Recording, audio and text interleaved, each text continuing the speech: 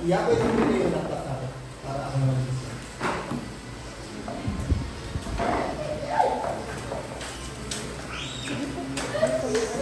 Ha?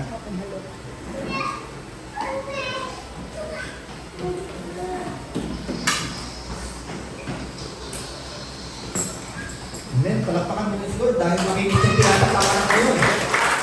Ha? Hallelujah. Makinig ang tinatapakan, makinig ang sinasandalan. Dati hindi, magaspang lahat eh, no?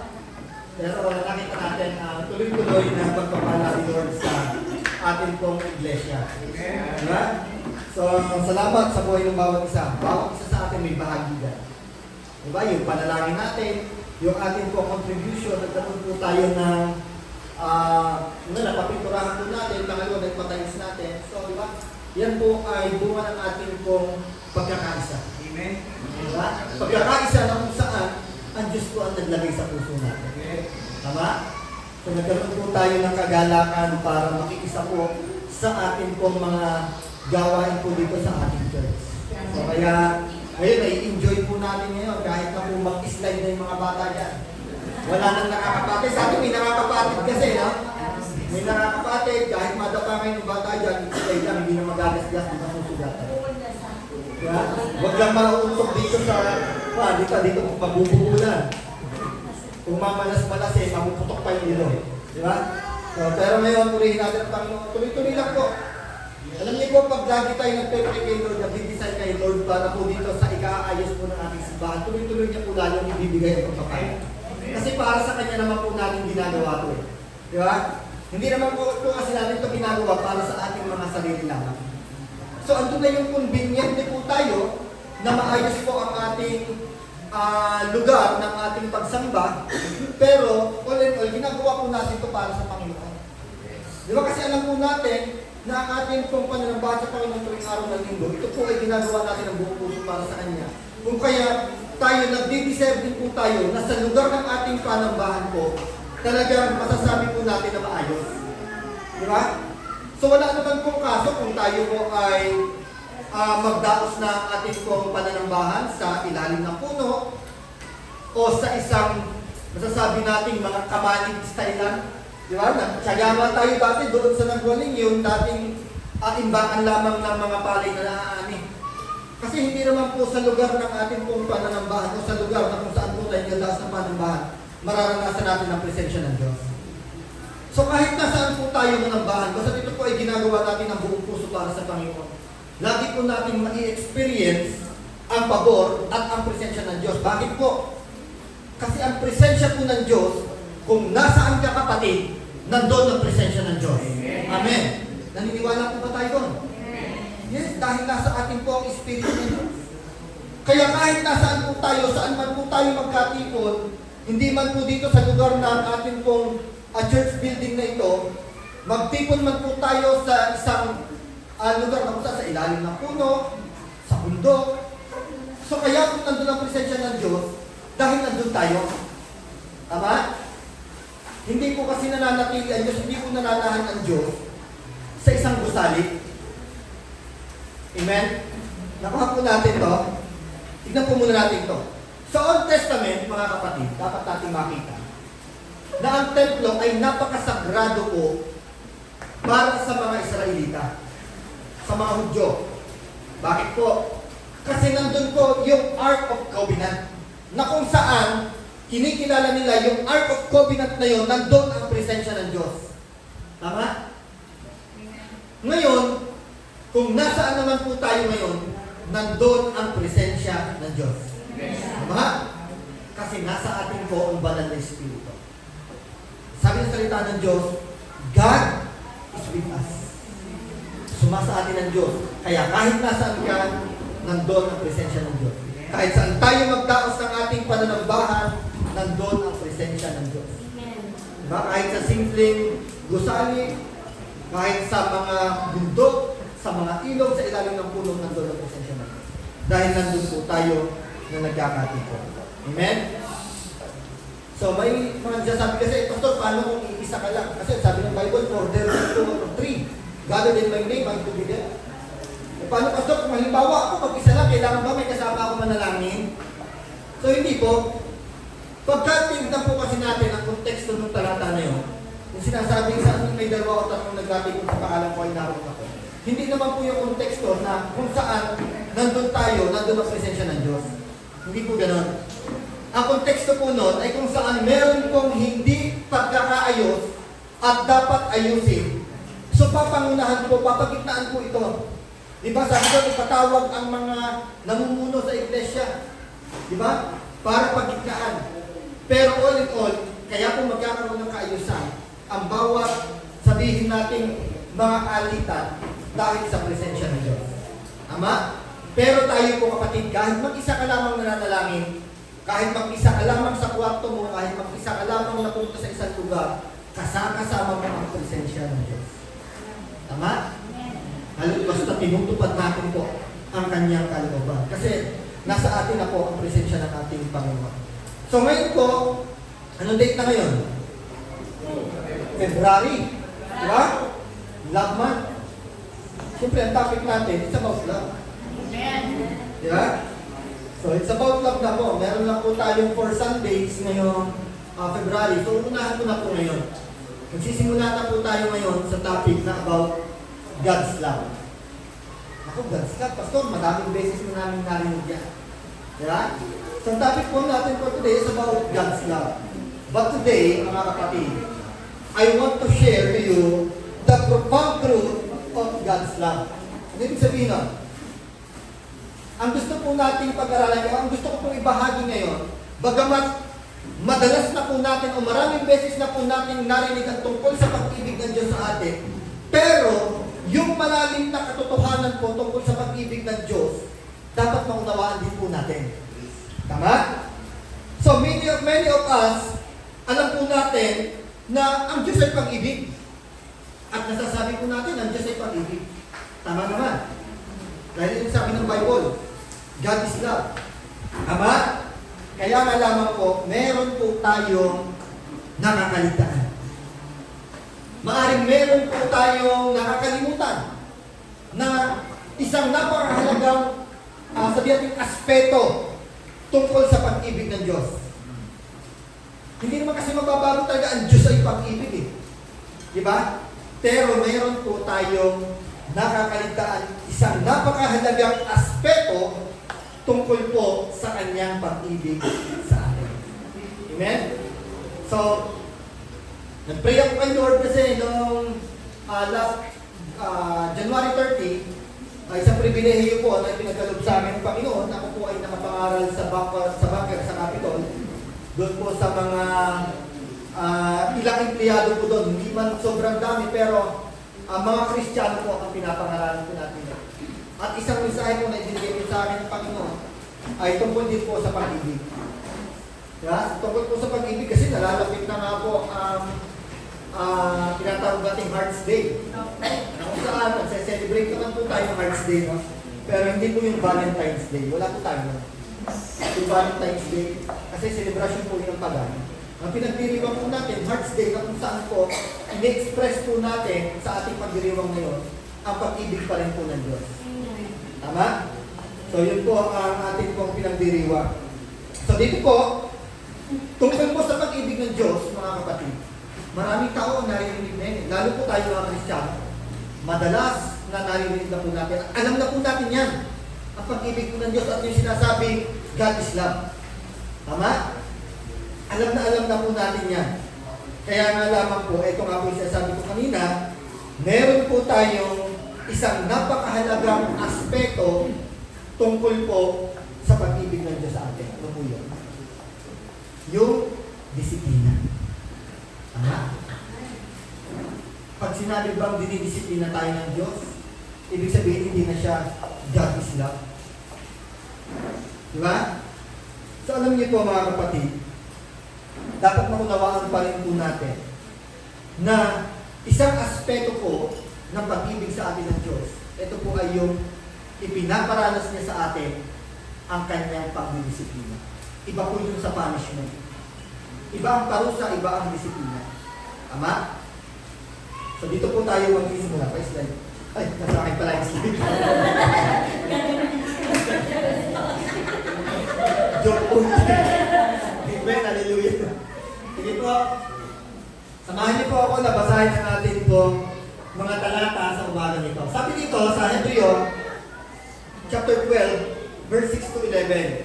Sa verse 6, sabi dito, sapagkat dinidisiplina ng Panginoon ang mga minamahal niya at pinapalo ang itinuturing niyang anak. Verse 7, tiisin ninyo ang lahat ng paghihirap o lahat ng hirap tulad ng pagtutuwid ng isang ama. Dahil ito'y nagpapakilala kayo'y mga tinanggap ng Diyos bilang tunay niyang mga anak. Sinong anak ang hindi dinidisiplina ng kanyang ama? Verse 8, kung ang pagdidisiplina na ginagawa sa lahat ng anak ay hindi gagawin sa inyo, hindi kayo tunay na mga anak, kundi kayo'y mga anak sa labas. Tingnan nyo, no? Kaya napakaganda pala na tayo nakakaranas din sa ng disiplina ng Diyos. Diba? Verse 9, hindi ba't dinidisiplina tayo ng ating mga magulang? At dahil dyan ay iginagalang natin sila. Hindi ba't upang tayo'y mabuhay, mas nararapat na tayo'y pasakop sa Diyos na ating Ama sa Espiritu. Verse 10, sa loob ng maikling panahon, dinidisiplina tayo ng ating mga magulang para sa ating ikabubuti. Gayon din naman, itinutuwid tayo ng Diyos sa ikabubuti natin upang tayo'y maging banal tulad niya. Sa last verse, habang tayo'y itinutuwid, hindi tayo natutuwa, kundi naghihinagpis. Ngunit pagkatapos niyon, mararanasan natin ang kapayapaang bunga ng pagsasanay sa matunang na kagalingan. Amen? Pinagpala po ng Diyos ang kanyang buhay ng pamilya. So, hayaan po natin sa umagang ito, mangusap sa atin ang banal na Espiritu ng ating Panginoon Diyos. Amen? Kasi kung ako lamang po ang mangungusap sa inyo, yung ganang kagustuhan ko lamang, wala kang kabuluhan yan. Kaya hayaan po natin na ang bawat salita po na maipapahayag sa umagang ito, angkinin po natin to, na ito po ay salita na kung saan nagmumula sa Diyos at hindi sa tao lamang. Amen? Bagamat ako po ang ginagamit dito, pero ako po ay instrumento lamang ng Diyos upang ang kanyang mensahe ay kanyang may parating sa atin sa umagang ito. Amen? So ganun po, na sa bawat may tatayo po dito, angkinin po lagi natin na ang bawat mensahe na lalabas po sa labi ng ating tagapagturo ay mensahe na kung saan ito po ay mensahe ng Diyos para sa atin. Amen? So tignan po natin, no? Ito po ang title natin.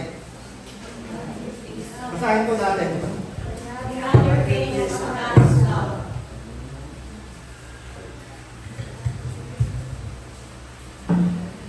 Sabi dito, the other face of God's love. May ibang mukha pa pala ang pag-ibig ng Diyos. Diba? The other face of God's love.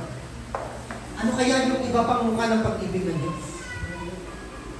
Kasi ang maraming tao ngayon, mga kapatid, nasanay tayo, o nasanay ang maraming tao na pag sinabing ang Diyos ay mapagmahal, ang mindset agad ng maraming tao, yung pagpapala,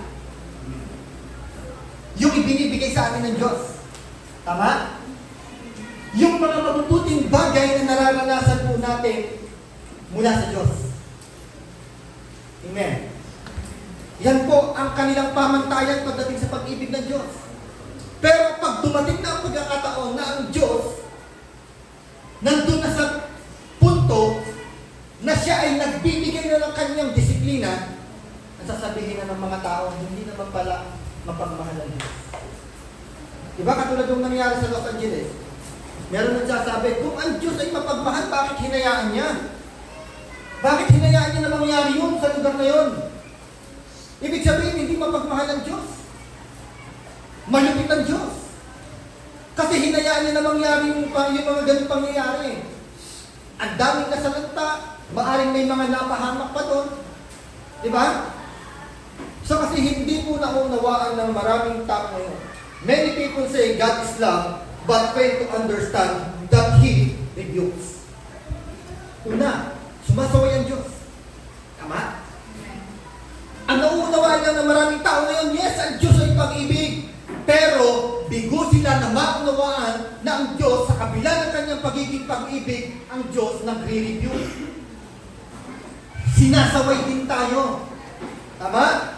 Kinukorek tayo. At higit sa lahat, dinidisiplina. na po tayo.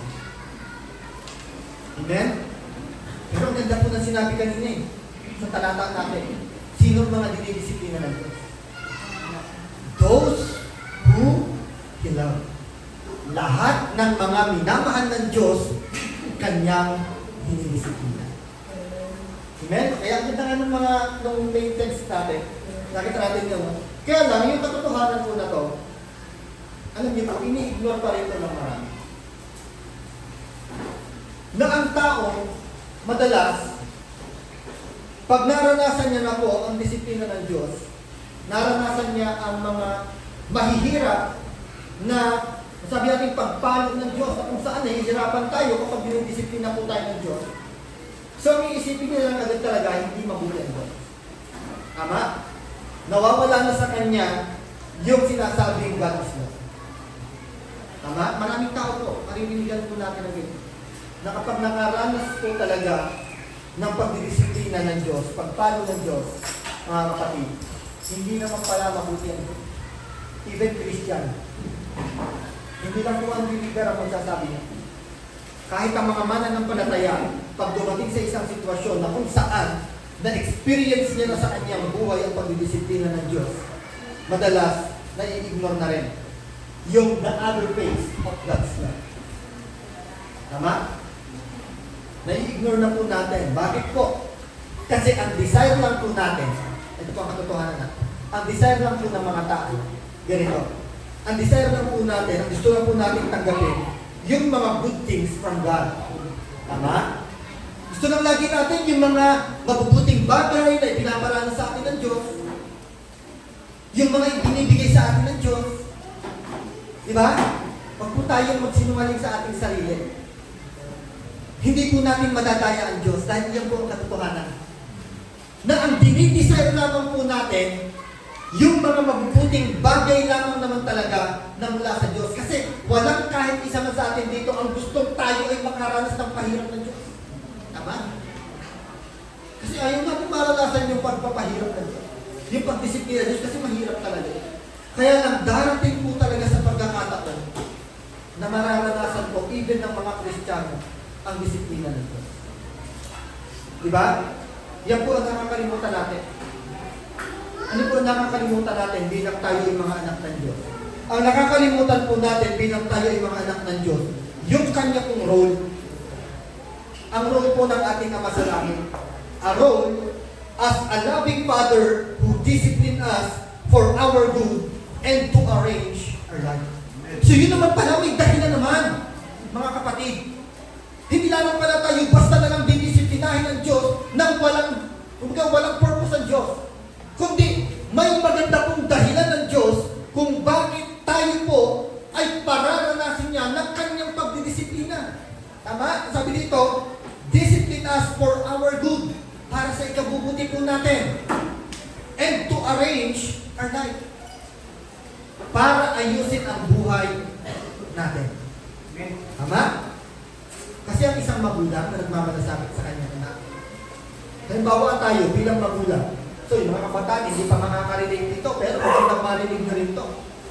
Na kaya kayo nakakaranas ng pagkakataon, kayong mga anak, kaya kayo dinidisiplina ng inyong mga magulang, hindi para kayo ay, kumbaga gusto lamang kayong pagalitan, na i-enjoy lang nilang pagalitan kayo, hindi. Dahil mahal nila kayo. Dahil mahal kayo ng inyong mga magulang. Diba? Kasi ayaw ng magulang, higit sa lahat po, ang pinaka-ayaw ng magulang, mapariwara ang buhay ng kanyang anak. Mapahamak ang buhay ng kanyang anak dahil hindi niya ito na-disiplina. Kaya nga sabi ng Bible, di ba? Sa Proverbs, ang sabi doon, turuan niyo ang inyong mga anak. Di ba? Turuan niyo ang inyong mga paano natin tuturuan. Ano bang ituturo natin dito? Kung pag-aaral, teacher ang may kwan dyan, ang may gampanin dyan. So tayo po, ang role po natin, o greatest responsibility po natin, bilang magulang, is to teach our child. Di ba sabi, train up a child to the way they should go. Para maging tama ang landas na kanilang lalakaran. Tama? So kaya makita po natin, ano? So una, tingnan natin. una. God's rebuke is a sign of His love. Amen? Kasi love month po ngayon. Kaya dapat makita pa rin po natin ang pag-ibig ng Diyos. At sabi nga, the other face of God's love. At yun ay ang pagdidisiplina. Sabi dito, ang pagsuway ng Diyos, una, ito ay tanda ng kanyang pag-ibig. Tama? Tanda po yan ng pag-ibig ng Diyos. When God rebukes us, hindi ibig sabihin nun, galit lang siya sa atin. Naiinis lang siya sa atin. Tama? Kapag tayo po sinasaway ng Diyos, hindi po ibig sabihin nun, ayaw lang kasi sa atin ng Diyos, kaya sinasaway na tayo. But the truth is, He rebukes us because He really loves you. Amen. Tama? Na kaya pala, nararanasan natin minsan ang pagsaway at pagdisiplina ng Diyos, hindi dahil ayaw lang niya sa atin, hindi dahil naiinis lang siya sa atin, kundi dahil mahal na mahal pala tayo ng Diyos. Amen. His rebuke is for our growth and purification. Ang kanyang pag-rebuke sa atin o pagsaway sa atin o sabihin natin pagdisiplina sa atin ay para sa paglago din naman natin. Hindi para lang sa walang kabuluhan. Amen?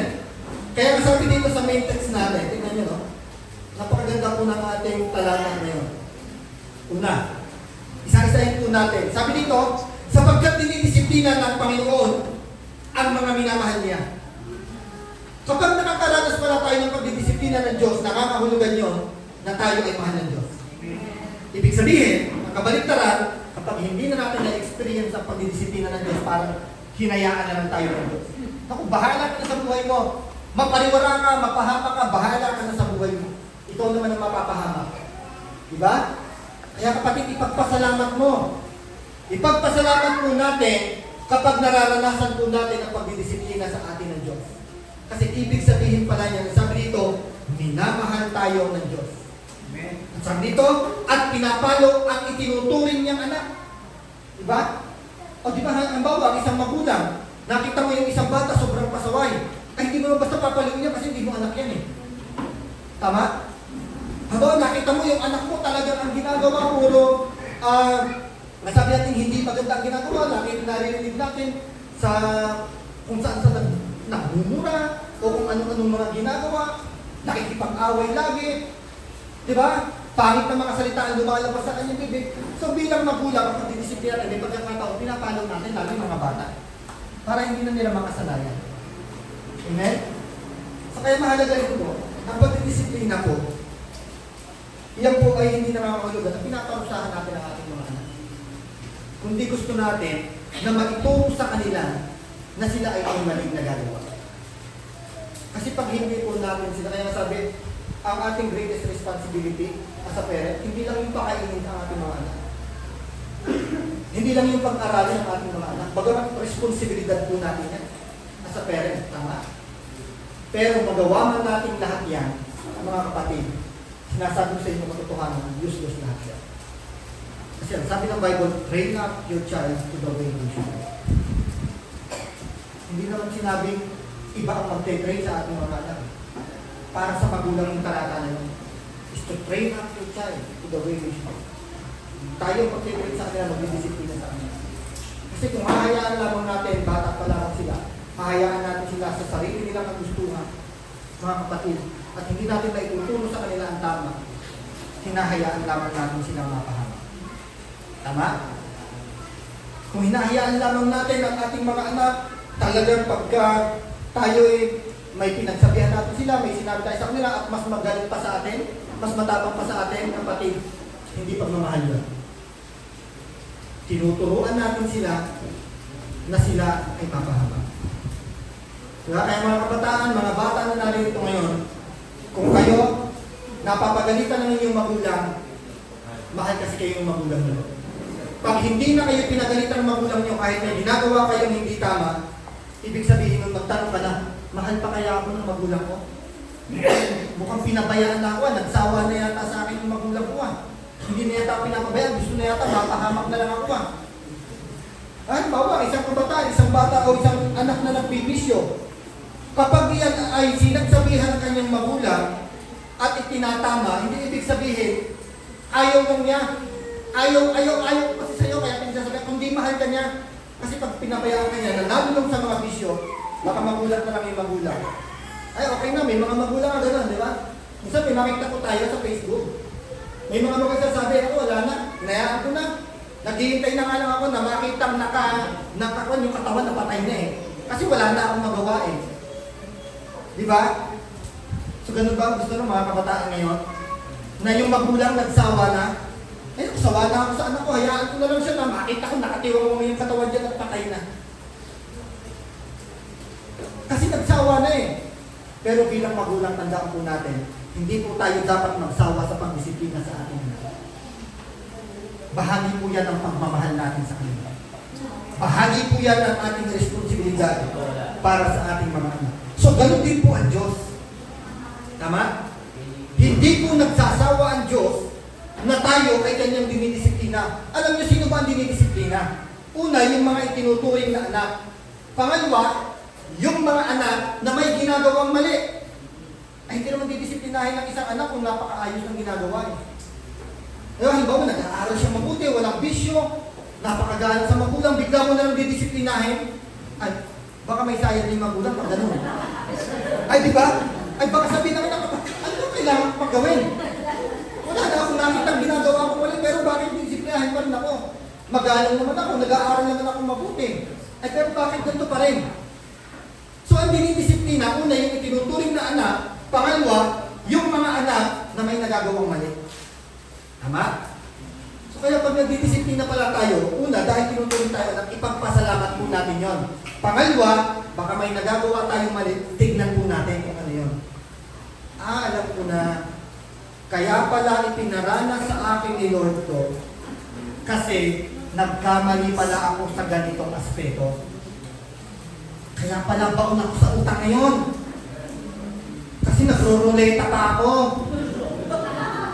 Oh, baka mamaya may nagro-ruleta pa dito. Yung sa cellphone, may ruleta sa cellphone ngayon ha. Wala nang Kristiyanong dapat na mag-ruleta sa cellphone ha. Hindi na tama yan. Baka may tumataya pa sa waiting dito. Huwag tayo aasa sa numero ha. May tumataya pa pa sa loto. Ay, ngayon yung eta ng tawag doon? Scatter. Yan ang uso ko. May nanaginit. Hindi sa akin ng mamaya ha. O dapat wala na. Kristiyano tayo, hindi tayo dapat umaasa sa mga ganyan. Alam niyo po kasi, pandangayan na kaawayan na dapat natin makita. Akala kasi natin, pag nanalo, pero hindi natin nakikita, mas marami na tayong talo bago pa natin nakuha yung panalo. Tama? Kaya nga dati nung isang araw, kinabahan ako eh. Oo, kinabahan ako. Punta sa tindahan ni Ninang Joby, may magbibiting doon. Tinitignan kasi ni Ninang Joby. Kumaya-kaya sa wedding. Ang dito pa wedding eh. Buti na lang ibinigay yung Gcash number, yung pala nagpa-cash din. Kaya lang, hindi ko alam, baka mamaya sa Gcash pala nagbayad. Hallelujah. Dapat kinala mo eh. Kinabahan talaga ako eh, di ba? So, ano dapat mga... Pinupunta mo yung Buti na lang, hindi, malaki yung pan eh, pinasan, hindi naman tataya si Ninang Joby na gano'n kalaki siguro sa wedding. Hallelujah. O di ba ganun mga kapatid? Baka mamaya, kaya pala dinidisiplina tayo ng Diyos, bumaon tayo sa utang, hirap na hirap tayo, kasi may mali pala tayong nagagawa. Kaya ngayon, hinayaan ng Diyos na maranasan ngayon natin yung consequences doon sa mali na nagawa natin. Tama? Yun po ang ginawang disiplina sa atin ng Diyos. Nahihirapan po tayo ngayon kasi hindi natin matigilan ang mga bagay na gustong patigilan po sa atin ng Diyos. Mamaya patuloy tayong nagbipisyo, kaya nagkasakit kasi ayaw tumigil sa bisyo. Diba? Meron nga taga sa amin, nakakalungkot eh. Ako nakakalungkot. Nagnanala yung nalamunan niya. Kasi nagtitiman ni ganilyo. Umaga pa lang talagang pupunta siya doon sa isang tindahan, bibili siya ng sigarilyo. Tapos, ang gagawin niya, kada dadaan kami doon sa tapat nila, talagang malayo pa na sa kanila, lampas ka na, amoy na amoy mo pa rin ang sigarilyo. Ngayon, ano nangyari? Naranasan niya ngayon, nagnanana po yung lalamunan niya. Hihintay pa ba natin yung gano'n? Hihintay pa ba natin na maranasan tayo, lalo tayo bilang mga Kristiyano? Hihintay pa ba natin na maranasan ang pagpalo ng Diyos bago tayo sumunod sa Kanyang buong puso? Hihintay pa ba natin na ma-experience natin yung pangit na consequences sa mga maling ginagawa natin bago natin tigilan? Diba? Kasi tandaan po natin, the other face of God's love is discipline. Didisiplinahin talaga tayo ng Diyos kasi ayaw niya na kapag nagpatuloy tayo doon, mapapahamak tayo. Yan ang pinaka-ayaw na ayaw ng Diyos. Ang mapahamak tayo dahil hindi tayo nakinig sa Kanya. Tama? Yan po ay pagmamahal ng Diyos sa atin. Diba? Kaya wag po yung puro, pinagpala ko ngayon ni Lord, hallelujah, napaka-mapagmahal talaga ng Diyos. No! Pag dinidisiplina ka ngayon ng Diyos dahil may mali kang nagawa, tignan mo pa rin. Napagmamahal, Lord, thank you, mahal na mahal mo talaga ako. Kasi kaya ko ito nararanasan ngayon dahil may nagawa akong mali. Consequences to. At may matututunan ako dito. Yun ang magandang bunga nun. Kaya all things work together for good for those who love God. Na dahil naranasan mo ang pangit na consequences doon sa mga bagay na ginagawa mo mali, it's because ang pinakamaganda nito sa dulo, matututo tayo. Tama? So kaya ito yung kasunod.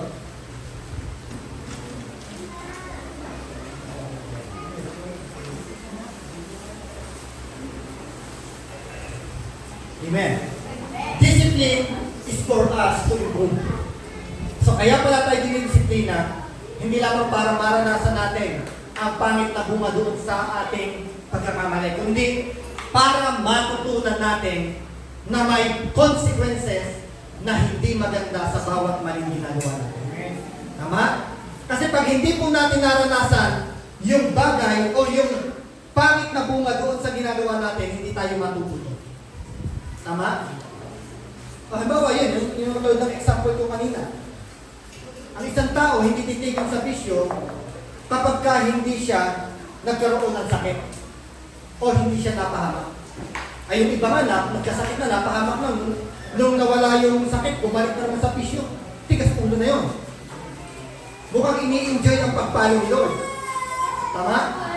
So kaya dapat, huwag na po natin balik-balikan. Diba? Kaya yung isang kapatid natin, nung nag-visitation ko ng isang sa Alaule, yung isang kapatid natin nag-share, sabi niya, yun nga, kapatid, si ganito, nung naranasan niya na nawala siya ng botes, doon siya huminto sa paninigarilyo eh. Eh kasi naranasan niya eh, nakita niya na eh. So ngayon, dahil doon sa bunga na yun, natuto, na-improve na yun, nawala yung vicious. So yun ang maganda. Diba? Kaya nga, discipline is for us to improve. Para ma-improve tayo, hindi lang para sa walayan, may purpose. Diba sabi nito? Kawikaan, aking anak, ang saway ni Yahweh ay yung bumamaliitin. At ang kanyang pagtutuwid ay yung kumitakwid. O diba may pagsaway talaga? May pagtutuwid talaga. Sabi dito, tayo bilang anak, huwag nating babaliwalain yun. Huwag nating mamaliitin yun na parang, walang to, nangyari lang to, pero okay naman na ako. Kaya naman ang katawan ko. Di ba? Kasi pagka ganun binabalik-balikan po natin, minsan na po tayong dinisiplina ni Lord, tapos babalik-balikan pa po natin yung isang bagay kung saan po tayo nadapa. Parang sinasabi natin kung binabalik natin ang pagdidisiplina na ginagawa sa atin ng Diyos. Tama? Dapat bilang paggalang sa Diyos, nung unang beses lamang na dinisiplina tayo ng Diyos, at bilang pagrespeto sa Kanya, nandun na po agad ang ating response sa Kanya.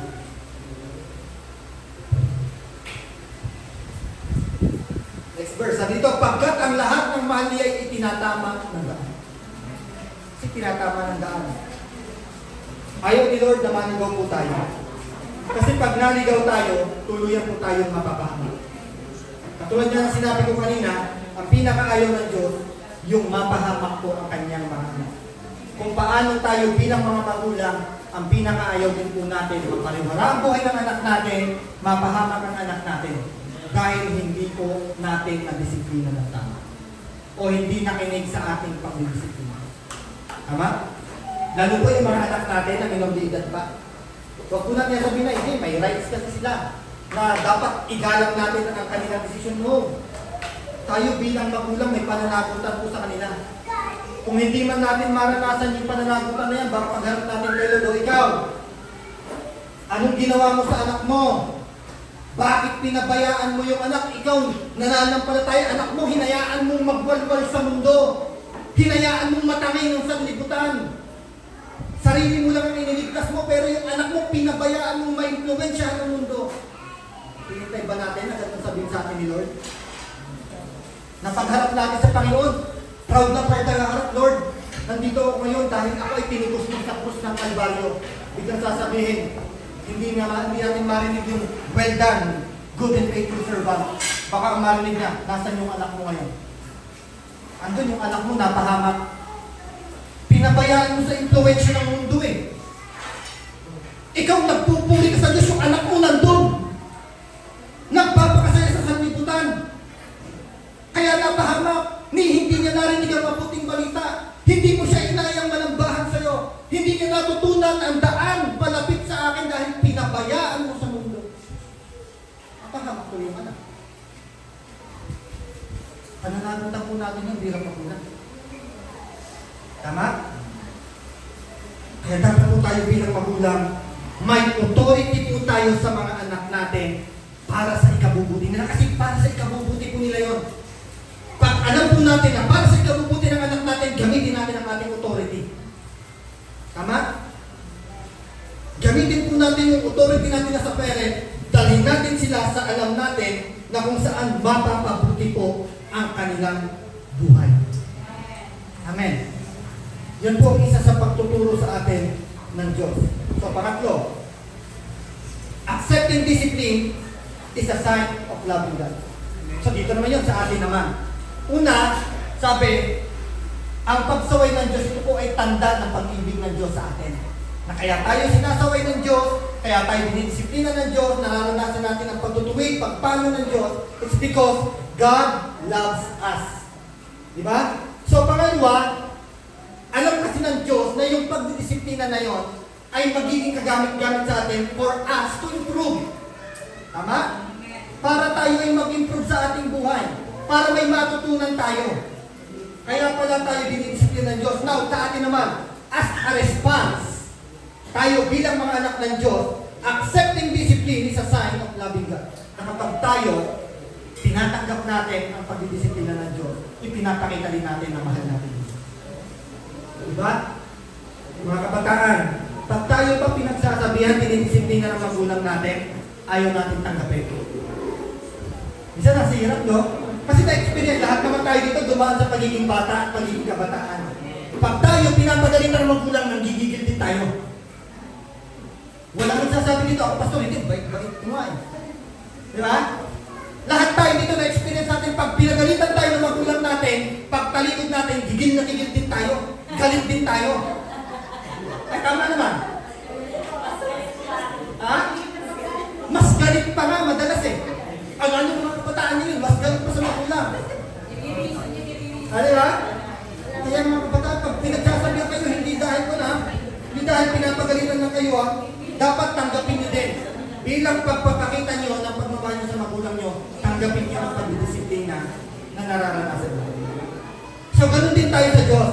Accepting God's discipline, demonstrate our love, and obey or obedience to Him. Tama? Na kapag ka tinatanggap po natin ang pagdidisiplina sa atin ng Diyos, ibig sabihin, talagang ipinapakita rin po natin na mahal natin ang Diyos. Ito, kaya lang ito ginagawa ni Lord sa akin. Kasi nga, gusto niyang itama lang ako. Gusto niya na ituwid ko lang ang landas ko. Amen. So, ganun po ang ginagawa ni Lord. So, yung acceptance ko kasi, mga kapatid, acceptance, ito po, sign of our desire to grow. Tama? Na kapag katanggap po natin ang pagdidisiplina ng Diyos, ibig sabihin niyan, tanda po yan na gusto po nating lumago sa ating pamumuhay na naka-align sa kalooban ng Diyos. Di ba? Kasi gusto po nating magpaturo sa Diyos eh. Kaya tanda po yan na may desire po tayo na tayo ay lumago. Amen? So, pang-last. Discipline is a process of growth. Diba? Kasi yun nga, tanda kasi yun na gusto po natin lumago. Dahil ang discipline is a process to grow. Para tayo ay lumago. Proseso pala ito na tayo, God's discipline for us is a continuous process of growing spiritual life. Ibig sabihin, katulad ng sinabi ko kanina, tayo bilang mga magulang, hindi po tayo dapat nagsasawa ng disiplinahin ng ating mga anak sa tuwing may nakikita po tayo na mga nagagawa nilang hindi tama. So, ganun din po ang Diyos. Ang Diyos, patuloy niya rin po tayong dinidisiplina para po tayo ay lumago sa ating pananampalataya. Para tayo ay lumago sa pagkakakilala sa Kanya. So, ang buhay po ng Kristiyano, ito po ay isang paglalakbay na kung saan nire-required po sa atin. Ito po ang nire-required sa atin na bilang Kristiyano. Sa lakbayin po natin bilang mga Kristiyano, tayo po ay nire-required ng una, patience. Kailangan may marunong tayo magtiyaga. Marunong po tayo magtiyaga sa lahat ng bagay. Pangalawa, nire-required ito na kailangan may pananampalataya tayo sa Diyos. Nakita natin, dinidisiplina tayo ni Lord. Ay, hindi, nananampalataya ako. Na kaya niya ako dinidisiplina dahil sa dulo nito, magiging maayos ang buhay ko. Pananampalataya po yun. Na nakita na po agad natin ang picture na nakikita ng Panginoon na kapag tayo sumunod sa pagdidisiplina ng Diyos, ang picture nito sa bandang dulo, nasa maayos na kalalagayan ang buhay natin. Kasi nakinig tayo sa disiplina ng Diyos. At ang pangatlo, yung tinatawag na endurance o yung pagtitiis. So kailangan po yan sa journey natin as a Christian. Kailangan may patience, may faith, and endurance. Amen. So mga kapatid, para po sa conclusion natin, let us not avoid His rebuke. Sabi dito, huwag po natin iwasan ang rebuke ng Diyos. Huwag po tayong matakot na tayo ay i-rebuke ng Diyos. Sabi dito, but embrace this as a sign of His care for us. Kumbaga, imbis na iwasan po natin ang pag-rebuke o pagsaway sa ating ng Diyos, sabi dito, let us embrace. Akapin po natin ito bilang tanda na tayo ay kinakalinga ng Diyos. Amen? Pagpapakita kasi ng Diyos ang kanyang pagkalinga sa atin. Let His discipline be an instrument to grow spiritually. Hayaan natin na ang pagdidisiplina sa atin ng Diyos ay maging instrumento para tayo ay lumago sa buhay spiritual natin. Amen? So, let us embrace this truth. Tingnan po, ito yung katotohanan na dapat po natin akapin. God's love is not just love. Ano natin? Sabi? Ang pag-ibig ng Diyos ay hindi lang basta pag-ibig. Tama? Basta pag-ibig na inaakala ng marami na maganda ang nangyayari sa atin kaya mahal tayo ng Diyos. Tandaan natin, hindi nakadepende sa sitwasyon mo ngayon kapatid ang pag-ibig ng Diyos. Ano man ang kalalagayan na nararanasan mo ngayon, mahal ka pa rin ng Diyos. Tama? Because God's love is not just love, but love with discipline. Na baka mamaya, kaya pala nasa ganyang sitwasyon ka na ngayon, dahil nga mahal ka ng Diyos at ayaw na mapahamak ka, eto ang panahon ngayon para disiplinahin kita na. Kasi ayoko na mapariwara ang buhay mo, ayoko na mapalayo ka sa akin, higit sa lahat, ayoko na mapahamak ka, kaya kailangan mo ang disiplina na ito ngayon. Amen? Kaya God's love is not just love, but love with discipline. Amen? So panapakan po namin ang ating Manang Diyos na dakila at makapangyarihan. Salamat po Panginoon sa isang umaga naman Panginoon na kami po ay pinusok sa pamagitan ng iyong salita Panginoon. Thank you so much Panginoon. Salamat Lord dahil ipinakita mo sa amin ang ibang mukha pa ng iyong pag-ibig Panginoon. Lord, maaaring nasanay lamang kami Panginoon na ang pag-ibig mo kapag nararanasan namin ng iyong provision, kapag kami ay nasa maayos na sitwasyon lamang ng buhay namin. Pero Lord, hindi na po namin nakikita ang kabilang mukha pa ng iyong pag-ibig sa amin, Panginoon. Na kung saan, pag nakakagawa po kami, Panginoon, ng mga bagay na hindi tama, nararanasan na po namin ang iyong pagtutuwid at pagdisiplina, Panginoon. Kaya salamat, Panginoon. Salamat sa mga pagdisiplina nito. Dahil nangangahulugan lamang, Panginoon, na kaya dinidisiplina mo kami, Panginoon, dahil itinuturing mo kami mga tunay mong anak, Panginoon, at ayaw mo na mapahamak kami. Dinadalangin ko po na iyong mga salita na nahasik sa aming kalagitnaan ay patuloy na mapatanim sa matatabang lupa ng aming mga puso. Thank you so much, Panginoon. Pinabalik po namin sa iyo ang pinakamataas na papuri, parangal at pagsamba sa pangalan ng aming Panginoong Jesus. Amen.